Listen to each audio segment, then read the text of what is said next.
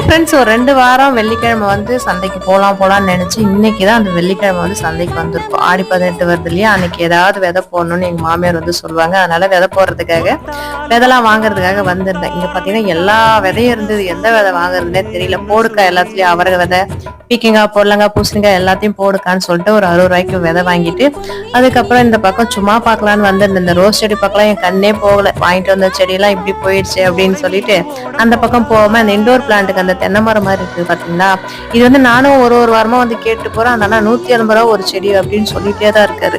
நானும் ஒரு வாரம் வந்து கம்மி பண்ணி கொடுப்பாரு. நானும் பாக்குறேன், கம்மி பண்ணவே இல்லையா.